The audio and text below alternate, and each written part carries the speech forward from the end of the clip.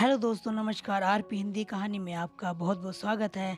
हर कहानी का पूरा आनंद लेने के लिए वीडियो को लास्ट तक देखना और कहानी पसंद आए तो प्लीज़ चैनल को सब्सक्राइब और वीडियो को लाइक ज़रूर कर देना। हर माता पिता की तरह आकाश के माता पिता ने भी अपने 25 वर्षीय बेटे की शादी के ढेर सारे सपने सजाए रखे थे, जिन्हें आकाश के एक फैसले ने मिट्टी में मिला दिया था। बेटा आकाश, मिश्रा जी हमारे जवाब के इंतजार में हैं। उनकी बेटी सुकन्या एमबीए करके माँ इंदिरा देवी ने बात शुरू ही की थी कि माँ, आपने सोच भी कैसे लिया कि मैं ध्रुवा को भूल जाऊंगा। उसका और मेरा साथ आज का नहीं, जन्म जन्मांतर का है। कभी तो सोचिए ना माँ कि इतनी भीड़ भरी दुनिया में वही क्यों मिली मुझे। आकाश ने माँ की बात को बीच में ही काटा। इसमें सोचने वाली तो कोई बात नहीं। तुम पैसे वाले हो, देखने में स्मार्ट हो, इससे ज़्यादा एक लड़की को और क्या चाहिए। उसने सोच समझकर तुम पर डोरा डाला है। माँ इंदिरा देवी ने क्रोधित होते हुए कहा। माँ, मैं गया था उसके पीछे, उसने तो महीनों तक मुड़कर भी नहीं देखा था मेरी ओर। आकाश हारना नहीं चाहता था, उसे हर हाल में अपने प्यार की जीत चाहिए थी। हाँ, तो तुम्हें कोई अपनी बिरादरी की नहीं मिली, वही एक और की परी है दुनिया में। माँ अब भी अपनी संस्कृति रीति रिवाज का मोर्चा संभाले बोली। जो होना था हो चुका। कल उसके माता पिता आ रहे हैं आप लोगों से मिलने के लिए, और मैं नहीं चाहता आने वाले समय की बुनियाद में थोड़ी सी भी खटास शामिल हो। आकाश ने दृढ़ निश्चय लेते हुए कहा। कल क्लाइंट के साथ मेरी इम्पोर्टेंट मीटिंग है। आकाश के पिता ने अपनी नाराजगी को अमली जामा पहनाने की कोशिश की। और मेरी महिला समिति की टीम पार्टी है।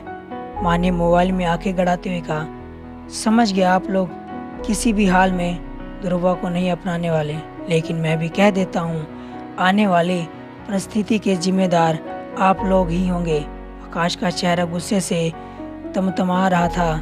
अपनी बात कहकर आकाश कमरे में निकल गया। माता पिता की रजामंदी ना मिलने से खिजा हुआ तो वो पहले से ही था। रही से एक कसर दोस्त मनीष के कोरोना पॉजिटिव होने की खबर ने पूरी कर दी, जिसके संग संग में वह भी पिछले कई दिनों से रह रहा था। लेकिन फिलहाल समस्या यह थी कि वह ध्रुवा से क्या कहेगा। रोज उसके सामने अपने माता पिता के खुले विचारों वाले होने के सौ किस्से सुनाया करता था, और आज जब सही में खुले विचार से बेटी की खुशियां समेटने की बारी आई तो वे मुकर गए थे। यही सब सोचता उन कड़ियों को जोड़ने लगा जहां से इस सारे अफसाने की शुरुआत हुई थी। असम राज्य के शिवसागर जिला अपनी खूबसूरती के साथ साथ कई और संस्कृतियों को भी अपनी गोद में उसी प्रकार बढ़ने देता है जैसे कि वे वहीं कहीं हो। वहीं के एक कॉन्वेंट स्कूल में आकाश पढ़ता था। हिंदी फिल्मों में शौकीन आकाश ने गर्लफ्रेंड बनाने के कई प्रयास किए, पर हर बार नाकाम रहा। उसी समय ध्रुवा ने उसी स्कूल में दाखिला लिया। वैसे तो ध्रुवा के माता पिता की कहीं से औकात नहीं थी इतने बड़े स्कूल में पढ़ाने की, लेकिन ध्रुवा इतनी अच्छी पेंटिंग करती थी कि उसे उस स्कूल के लिए स्कॉलरशिप मिली थी, और यही से शुरुआत हुई थी उन दोनों की प्रेम कहानी की। हुआ यूँ था कि एक दिन ध्रुवा को कक्षा में डांट पड़ रही थी। ओह ध्रुवा, तुमने फिर से होमवर्क नहीं किया। राधिका मैम ने उसकी कॉपी को डेस्क पर पटकते हुए कहा। 10वीं कक्षा के सभी विद्यार्थियों की नज़र तुम पर गई। गोरा सा मुखड़ा, बड़ी बड़ी नजारी आंखें, हल्के गुलाबी रंग के होठ। लो, बोलती क्यों नहीं? राधिका मैम ने फिर धमकाया। मैडम, मुझे मैथ अच्छी नहीं लगती। वैसे भी A+B² का इस्तेमाल जीवन के किसी मोड़ पर होता है? मुझे बताइए ज़रा। ध्रुवा ने मासूमियत से उत्तर दिया। बस ध्रुवा, एक तो तुमने होमवर्क नहीं किया, ऊपर से बड़ी बड़ी बातें। मैडम, आपने कभी रंगों के साथ खेला है, उन्हें कागज या कपड़ों पर उकेरा है? ध्रुवा अपनी बात को पूरी भी नहीं कर पाई थी कि छुट्टी की घंटी बज गई और सभी कक्षा से बाहर निकल गए। ध्रुवा का मासूम सुंदर सा चेहरा, बेबाक होकर बोलना और नुमाइश में लगी ध्रुवा की पेंटिंग जिसकी खूब तारीफ हो रही थी, इन सारी बातों ने आकाश के मन को मोह लिया था। आकाश चौधरी ध्रुवा की कक्षा का हेड बॉय था। कसरती बदन, ऊंचा मस्तक, घुंघराले बालों वाला यह लड़का लड़कियों के बीच में हमेशा चर्चा का विषय बना रहता। दरअसल आकाश हमेशा से स्कूल में टॉपर भी था। आपको मैडम अच्छी नहीं लगती? एक दिन ध्रुवा को लाइब्रेरी में अकेले पाकर आकाश ने पूछा। क्या आप रंगों की भाषा जानते हैं? ध्रुवा ने चिढ़कर जवाब दिया, जैसे किसी ने उसकी दुखती रोग पर हाथ रख दिया हो। उसी का तो मैं दीवाना हो गया हूँ। आकाश के मन की आवाज़ थी जो उसके मन में ही दब कर रह गई। पहली मुलाकात में भला कैसे कह सकता है इतनी सारी बातें। आपकी पेंटिंग देखी है मैंने, बहुत अच्छा बनाती हैं आप। संयोग से मिले अतरंग पलों को भला कैसे जाने दे सकता था आकाश। क्या फ़ायदा, मैथ में तो फीसदी हो ना। ध्रुवा ने होठों को टेढ़ा करते हुए कहा। आप कहे तो मैं आपकी मदद कर सकता हूँ। आकाश ने अपनी ओर से पहल करते हुए कहा। सच्ची? फिर ठीक है। ध्रुवा लगभग उछल पड़ी थी। स्कूल का टॉपर लड़का उसकी मदद करना चाह रहा था। इससे अच्छी बात क्या हो सकती थी भला। इस तरह अपनी अपनी ख्वाहिशों को ज़रूरतों का नाम देकर दोनों जीवन की उस राह पर चलने लगे जिसे ज्ञानी लोग बकवास और साधारण लोग पवित्र प्रेम का दर्जा देते हैं। और इस तरह धीरे धीरे दोनों का प्यार परवान चढ़ने लगा। शुरुआत में तो मुलाकातें छोटी होती थी पर सपने बड़े होते थे। फिर एक शाम की सुंदरी बेला में अपने प्यार को सच्चाई का जामा पहनाने की कोशिश में आकाश का प्रस्ताव हावी हो बैठा, जिसे ध्रुवा ने भी नादानी में स्वीकार कर लिया और नदी का अस्तित्व सागर में विलीन हो गया।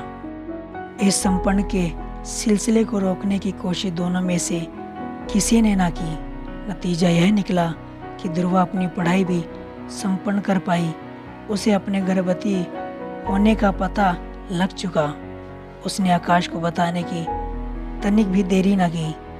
साधारणतः ऐसी परिस्थितियों में लड़का चिल्लाता है और मुकर जाता है, यह भागने की कोशिश करता है, लेकिन आकाश चौधरी ने इस खुशी को उतने ही प्रसन्नता से स्वीकार किया जितना शायद वह विवाह के बाद स्वीकार करता। कमी इतनी ही थी कि ध्रुवा के मांग में उसके नाम का सिंदूर नहीं था। लोक समाज की तो जैसे आकाश को परवाह ही नहीं थी। उसे बस इतना लग रहा था वह पिता बनने वाला है और वह उस जिम्मेदारी को निभाने के लिए पूर्ण रूप से तैयार है। ध्रुवा से वह सचमुच प्यार करता था। आकाश के पिता महेश चौधरी कंप्यूटर कंपनी के मालिक थे, जिसका इकलौता वारिस आकाश ही था। अपने पिता के व्यवसाय को उसे आगे ले जाना है, यह बात उसे बचपन से ही गुट्टी की तरह पिलाई गई थी और उसने भी उसे स्वीकार कर लिया था और व्यवसाय को आगे बढ़ाने के लिए मेहनत भी करता था। आज जब उसने अपने माता पिता के सामने ध्रुवा से विवाह करने का प्रस्ताव रखा तो माता पिता ने जातिवाद को ऊपर रखते हुए इस विवाह से इनकार कर दिया।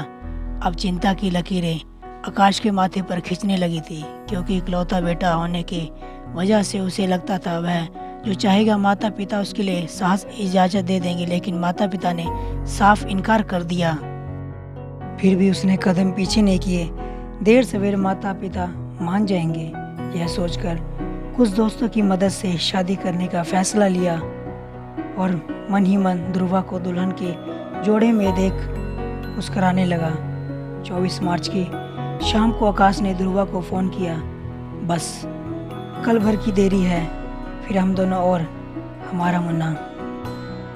ध्रुवा ने बीच में टोका, मुन्ना क्यों? मुन्नी। चलो ठीक है मुन्नी, फिर हम तीनों एक साथ होंगे। मैं तुम्हें हर वह खुशी देने की कोशिश करूँगा जिसकी चाहत तुमने सपने में भी नहीं की होगी। आकाश बोला, मुझे यकीन है तुम पर। आकाश ध्रुवा को निहाल हुई जा रही थी। ध्रुवा, तुम्हें मुझ पर यकीन तो है ना? कहते कहते आकाश 1-2 बार खांसने लगा। अपने आप से ज़्यादा ध्रुवा ने मोबाइल को चूमते हुए कहा, जैसे वह मोबाइल को नहीं अपने उस विश्वास को चूम रही थी जो नेटवर्क के दूसरे छोर पर खांस रहा था। अचानक से आकाश की खांसी बढ़ने लगी। वह बोला, अभी रखता हूँ, फिर बाद में बात करते हैं। ठीक है, थोड़ा पानी पी लो, खांसी ठीक हो जाएगी। ध्रुवा ने कहा। एक सप्ताह पहले से ही 25 मार्च 2020 का दिन शादी के लिए तय किया गया। शिवसागर का ऑडिटोरियम बड़ा ही भव्य और विशाल कार्य है, जिसमें दोनों साथ फेरे लेने वाले थे।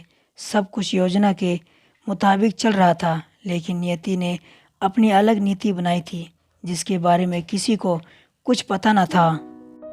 रात होते होते आकाश की खांसी बढ़ने लगी और शरीर तपने लगा। रात के 12 बजते बजते आकाश को अस्पताल ले जाने की नौबत आ गई। ऐसे में ध्रुवा को खबर देने की जरूरत किसी ने महसूस न की। अस्पताल पहुंचकर पता चला आकाश कोरोना पॉजिटिव है और उसे ऑक्सीजन की सख्त ज़रूरत है। माता पिता का रो रो कर बुरा हाल था। उन्होंने इलाज में कोई कसर न छोड़ी। वेंटिलेटर पर भी रखा गया, लेकिन बहुत देर हो चुकी थी। अगले दिन शाम के 4 बजते बजते आकाश ने आखिरी सांस ले ली और माता पिता के सामने उनकी दुनिया उजड़ गई। सब कुछ इतनी जल्दी हो गया कि किसी को यकीन नहीं हो रहा था।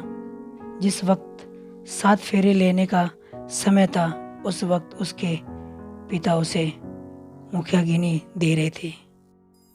आखिर एक दोस्त की मदद से ध्रुवा तक खबर पहुंची, जो सुबह से ऑडिटोरियम में इंतजार कर रही थी।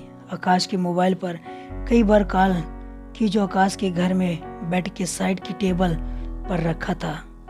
अब ध्रुवा को काटो तो खून नहीं, अब क्या होगा उसका। चारों तरफ सब कुछ बंद, घर जाने तक की गुंजाइश न थी। शादी के बाद जिस घर जाने की बात थी, अब वह रहा नहीं। पेट में 3 महीने का बच्चा लिए अंधेरे रास्ते में गुजर रही थी। दहाड़ते मार कर आकाश का नाम ले लेकर रोई जा रही थी, पर कोई सुनने वाला ना था। पागलों की तरह अपने शरीर से कपड़े गहने नोच नोच कर फेंक रही थी। सवाल था, जाए तो कहाँ जाए।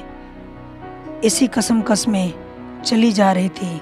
रात अपने घर के सीढ़ियों पर गुजारी। माता पिता अलग नाराज थे। सुबह हुई तो माँ ने स्थिति जानकर थोड़ी सहानुभूति दिखाई और लॉकडाउन की वजह से सब कुछ बंद हो चुका था। गर्भपात कराने की भी गुंजाइश नहीं रह गई थी। ऐसे में अब उसे एक ही रास्ता सूझ रहा था, जिस रास्ते से गुजरकर वह आकाश के पास पहुंच सकती थी।